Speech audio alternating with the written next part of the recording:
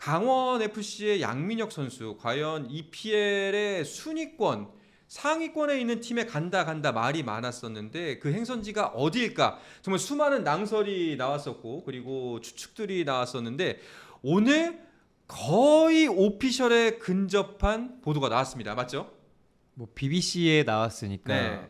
뭐 거짓말은 아닌 것 같고요. 음... BBC에서는 이제 토트넘과 연결돼 있고 토트넘이 이제 한국에 오잖아요. 그 쿠퍼 시리즈 경기를 뛴 후에 계약을 할 것이다. 이것은 어쨌든 양민혁 선수가 지금 한국에 있고 메디컬 테스트를 해야 계약을 할 수 있거든요. 네. 그런 뜻으로 보여지고 있습니다. 그러면 이제 공식 입단 발표는 이제 우리나라 팀 K리그와 토트넘이 경기를 펼칠 즈음이 되지 않을까 예측하는 글들이 많던데요. 네, 뭐 많이들 이제 흥미로운 어떤 상상을 섞어서 그 해당 경기 도중에 하지 않겠느냐. 전반전은 팀 K리그로 뛰다가 옷을 벗으면 속에 토트넘 유니폼이 있을 것이다. 뭐 굉장히 다양한 상상들이 있는데 진짜로? 아직까지는 상상선이고 네. 혹시나 해서 이제 뭐 그 경기를 진행해야 되는 팀 K리그나 이런 쪽에 물어봤는데 아직은 뭐 강원 구단이나 토트넘 구단에서 그렇게 해달라 이런 얘기는 아직은 없다고 해요. 근데 이제 류청 기자 얘기대로 경기 직전이든 직후든 뭐 발표는 있을 것으로 보이고요. 뭐 유럽에서 영국 측 언론들의 보도도 보도지만 이제 이 얘기를 이렇게 떠들썩하게 재밌게 만든 사람이 또 김병지 강원 FC 대표이사죠. 네. 예.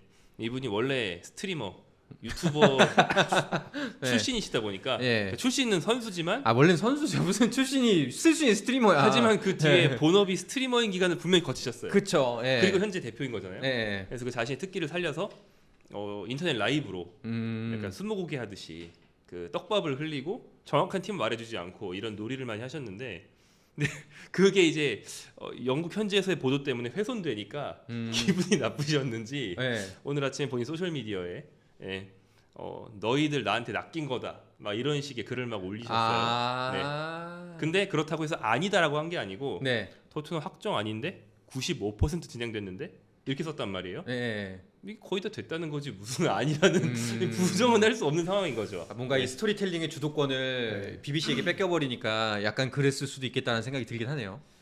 오피셜은 자신의 입으로 내고 싶으신 것 같습니다. 네. 그쵸? 뭐 사실은 저희 입장에서는 감질나긴 했는데 분명히 이 주제 자체가 조금 더 재밌어진 건 사실이긴 합니다. 네, 뭐 예.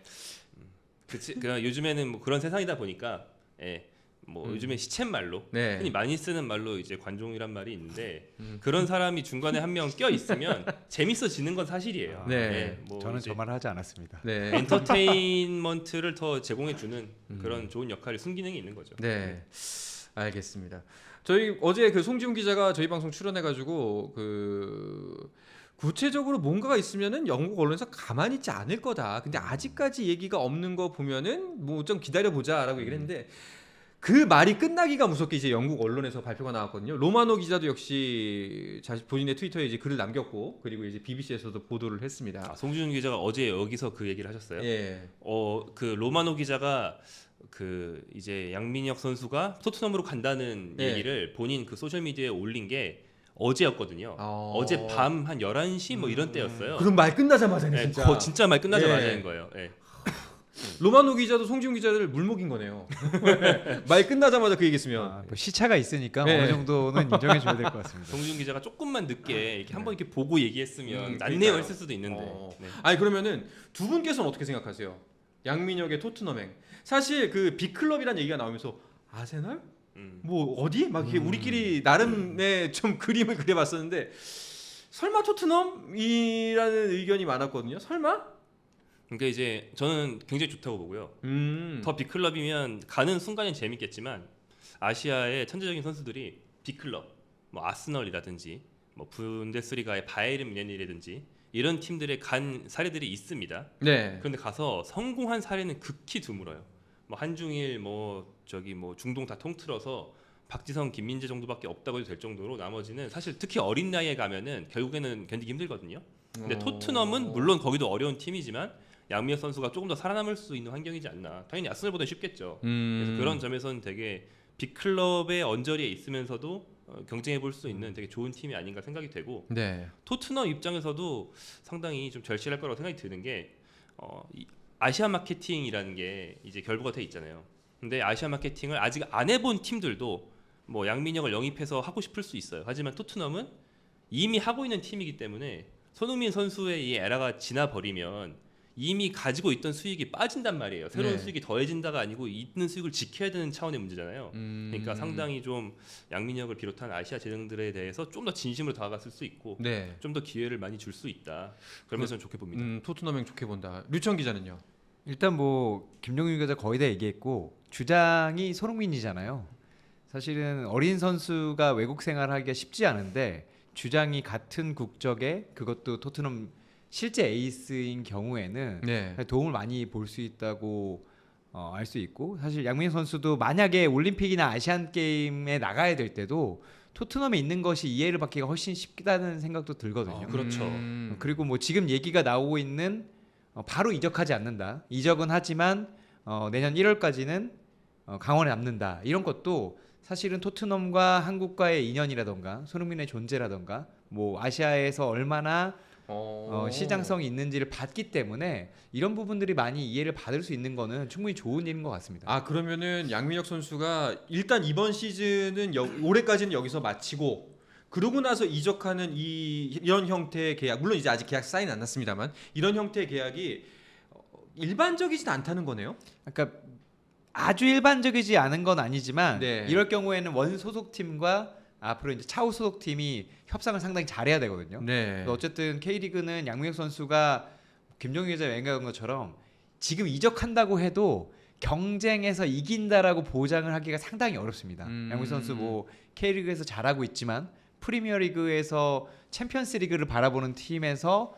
개막전부터 뛴다라고 얘기하기에는 좀 무리가 따르거든요. 네. 그런데 그렇다면 어디서 가장 많이 뛸 수 있을 것인가? 강원 FC잖아요. 그런 걸 봤을 때 토트넘과 강원이 만약에 이런 계약을 한다면 상당히 이야기를 잘하는 게 되는 것이고 양민혁 선수도 조금 더 탄력을 받아서 하루하루 성장하고 있으니까 1월에 합류하면 그래도 경쟁하는데 조금 더 도움이 되지 않을까 싶습니다. 뭐 이런 형태의 이적 자체는 네. 유럽에서는 흔하죠. 그러니까 좀 더 빅클럽이 조금 더 이제 낮은 규모가 작은 팀이나 규모가 작은 리그의 선수를 영입하되 그 팀에서 조금 더 크고 와라라고 해서 1년 임대를 더 보낸다거나 이런 형태는 흔한데 양민혁 선수처럼 K리거가 유럽으로 가면서 그것도 이제 고교생이 이런 거는 이제 초유의 케이스라고 할 수 있고 네. 그러니까 유청 기자 얘기하신 대로 그 양민혁 선수의 특수성 또 한국이라는 곳의 특수성을 많이 감안해주고 있는 거죠. 일단 고등학교 3학년을 마지막 한 학기 남겼는데 졸업하고 가야 되잖아요. 아 그렇죠. 네. 지금 토트넘 입단이 확정된 상태에서 네. 강릉 제1고 고3이란 말이에요. 네. 학교 들어가가지고 그부들과 함께 나는 이미 토트넘 선수야라는 신분으로 반년하고 졸업하고 가야 됩니다. 야, 그 진짜 그 학교 한번 찾아가 보고 싶네요. 그 같은 반 친구들은 무슨 기분일까요?